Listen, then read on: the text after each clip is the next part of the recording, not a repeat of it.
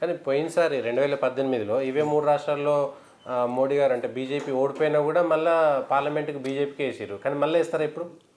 అది క్లారిటీ ఉంది. ఇప్పుడు వద్దనుకున్న దగ్గరే వేసారు, ఓకే, రాదనుకున్న దగ్గరే వేసారు. ఛత్తీస్గఢ్లో అయితే అసలు మా పార్టీ నాయకులు కూడా అంత నమ్మకం లేకుండే, 2 పోతాయని అనుకుందాం, ఓకే మరి లేకుంటే 2018 రిపీట్ అవుతుందేమో అనే భయం ఉండే. ఓకే.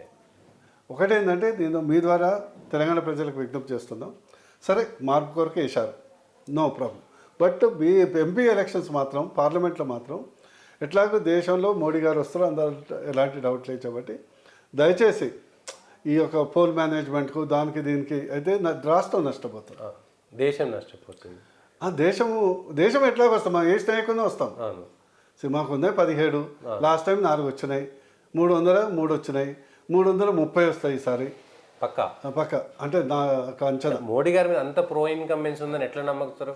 ప్రో ఇన్కంబెన్సీ అనే కంటే ఎక్కువ మోడీ గారు కేవలం హిందుత్వం మీద కాదు, డెవలప్మెంట్ ఎజెండా మీద కూడా పోతున్నారు. And you take any scale, ఆర్థికం కానీ, ఇన్ఫ్రాస్ట్రక్చర్ కానీ, గుడ్ గవర్నెన్స్ కానీ, ప్రధానంగా ఏంటంటే మోడీ గారు ₹1 అవినీతి లేదు. ఇగో చిన్న రాష్ట్రం, 3% లేని రాష్ట్రంలో దేశాన్ని నడిపేంత పైసలు సంపాదించినప్పుడు అంటే వస్తుంది కదా. ఎందుకంటే ఒకటేంటంటే మోర్ దెన్ డెవలప్మెంట్, పారదర్శకత అనేది ప్రజల్లో పక్కా ఉన్నది. అంటే ఇప్పుడు మన ఎలక్షన్ ప్రూవ్ చేసింది ఏంటంటే పారదర్శకత అనేది చాలా ఇంపార్టెంట్. కానీ జనాలకు ఈ డిస్కషన్లో బీసీ అనేటువంటి ఒక పెద్ద నిర్ణయం చిన్నది కాదు, బీసీకి ముఖ్యమంత్రి ఇస్తామనేటువంటి నిర్ణయం చాలా పెద్ద నిర్ణయం. ఎస్సీలకు సంబంధించినటువంటి వర్గీకరణ అంశము నా బాధ్యత అని మోడీ గారు స్పష్టంగా చెప్పారు. రెండింటికి పనిచేస్తాయి, 100% ఈ రోజుకు మెరుగైన ఫలితాలు బీసీ వాదం కొంత పనిచేసింది పూర్తి స్థాయిలో. ఎందుకంటే ఇప్పుడు ప్రజలకు ఏమొచ్చింది క్లియర్గా డౌట్, కేసీఆర్కి వేయద్దు, కేసీఆర్ కంటే ఎక్కువ లోకల్ ఎమ్మెల్యేస్ మీద విపరీతమైనటువంటి వ్యతిరేకత, కేసీఆర్ గారి కంటే లోకల్ ఎమ్మెల్యే మీద గొంతు దాకా వ్యతిరేకత, వీళ్ళని ఇంటికి పంపించాలి. ఉన్నాయి 2 ఆప్షన్, ఏది బెటర్ ఆప్షన్ ఎవరు అనేది పెట్టారు. వీళ్ళే పార్లమెంట్కి వేస్తాం కదా అంటే reserved RAC reserved against cancellation అన్నట్టు ఎట్లా పార్లమెంట్కి మోడీ గారికి వేస్తాం కదా, బీజేపీకి వేస్తాం కదా అంటే వాళ్ళకు వాళ్ళు సమర్థించుకున్నారు అన్నట్టు. కానీ ఇప్పుడు రేవంత్ రెడ్డి గారు ఊరుకోదు కదా, మేము ఇప్పుడు రాష్ట్రం అధికారం తెచ్చినా కాబట్టి ఒక 10-12 సీట్లు నేను రాహుల్ గాంధీకి గిఫ్ట్ ఇవ్వాలనేటువంటి కోరికతో ఉంటారు కదా. ఇది రాహుల్ గాంధీ కాదు కదా, రాష్ట్రానికి గిఫ్ట్ ఇవ్వాలి కదా. ఈరోజు కాంగ్రెస్కి వేస్తే ఏమొచ్చేది ఉంది, రేపు బీజేపీకి 17 అత్యధికంగా వస్తే, బూర్ నర్సగౌడ్ అందులో ఎంపీగా ఉంటే పోతే మా గవర్నమెంట్ ఉంటుంది.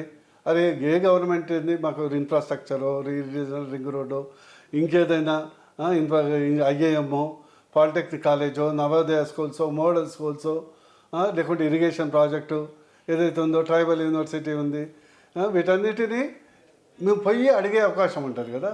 కాంగ్రెస్ వాళ్ళు రోజు వాకౌట్ అయినా వచ్చేదేముంది, కాంగ్రెస్ స్టేట్ గవర్నమెంట్ ఇచ్చేది కదా సరిపోయి. ఇంకొకటి మీకు సంబంధించి భువనగిరిలో 7 సెగ్మెంట్లలో ఒకటి తప్ప 6 కాంగ్రెస్ గెలిచింది, భయపడతలేరా భువనేశ్వర్ గౌడ్ గారు? నేను ఎప్పుడు భయపడటం కాదు, నేను అవతల దగ్గర AK-47 ఉన్నా, నా దగ్గర తపంచా ఉన్నా, నేను కొట్లాడే రకం. ఎందుకు మేము గెలుస్తామంటే మీరు అన్నది ఇందాక నేను చెప్పిన విశ్లేషణ కదా. టుడే అసెంబ్లీకి voter has decided to vote for KCR or against the KCR. Okay, బీజేపీకి వేసేటోళ్ళు కూడా మనకు ఉంది కదా, నెక్స్ట్ పార్లమెంట్ వేద్దాంలే ఎట్లాగో వాళ్ళది. సెకండ్ ఏంటంటే ఇప్పుడు భువనగిరి పార్లమెంట్లో మోడీ గారిది పనిచేస్తుంది, అదే పెద్ద brand. Second BJP good governance పనిచేస్తుంది. థర్డ్ దీన్ని ఎక్స్ఎంపీగా చేసినటువంటి పనులు దాదాపు 15,000 కోట్ల అభివృద్ధి పనులు నేను 5 ఏళ్ళలో తెచ్చుకోను. ఇప్పుడు కంపేర్ చేసుకుంటారు కదా, పోయినప్పుడే లేనివాడి విలువ తెలుస్తుంది కదా. 5 ఏళ్లలో నేను 2014 నుంచి 2019 ఉన్నటువంటి అభివృద్ధి పనులు, ఎయిమ్స్ కానీ, కేంద్రీయ విద్యాలయం కానీ, జాతీయ రహదారులు కానీ, పాస్పోర్ట్ కేంద్రం కానీ, కులవృత్తుల భవన్స్ కానీ, కొండపల్లిలో ఈ రీసెర్చ్ కేంద్రం కానీ, ఇట్లా చూసుకుంటే అన్నీ నీకు విజువల్గా కనిపిస్తాయి కదా. అదే 2019 నుంచి 2014లో 24 వరకు మళ్ళీ కంపారిజన్ ఉంటుంది ప్రజల్లో ఉంటుంది కదా. అంటే ఈ అసెంబ్లీలకు పనిచేయనటువంటి బీసీ నినాదము ఎస్సీ వర్గీకరణ పార్లమెంట్లో మీకు తోడ్పాటు ఎస్సీ వర్గానికన్నా 100 పని చేస్తుంది, బీసీది కూడా పని చేస్తుంది. నెక్స్ట్ అసెంబ్లీలో ఖచ్చితంగా బీజేపీ మేము ఫామ్ చేస్తాము. అందులో డిలిమిటేషన్ అవుతుంది. అందులో అత్యధికంగా మీరు చెప్పే నినాదం ఏదైతే ఉందో ఏదైనా కూడా టైం పడుతుంది కదా. బీసీ నినాదము, ఎస్సీ నినాదము, ఇది నినాదం కాదు, ఇది విధానం. ప్రాబ్లం ఏంటంటే మీరు తప్పు ఫ్రేమ్ చేస్తారు. స్టిక్ అయి ఉన్నదా బీజేపీ బీసీ ఒకసారి అనౌన్స్ చేసినాక నెక్స్ట్ కూడా అవకాశం ఉంటుంది. నేను మొదటి చెప్తాను, బీసీ కావచ్చు, ఓసీ కావచ్చు. ఇక్కడ బీసీ అయినంత మాత్రాన బీసీల పెత్తనం ఉండదు, ఓసీ అయిన మాత్రాన ఓసీల పెత్తనం. ఇది బీజేపీ ముఖ్యమంత్రి ఉంటాడు. ఇది ఏంటంటే చూడటానికి ఎస్ ఇప్పుడు ముర్ము గారిని చేశారు, ఒక మెసేజ్ పోవటానికి కదా, ఫేస్ ఉంటుంది కదా, ఫేస్ ఉంటుంది. రేపు ఒక బీసీ ముఖ్యమంత్రి అయినాకో ఫేస్ ఉంటుంది కదా.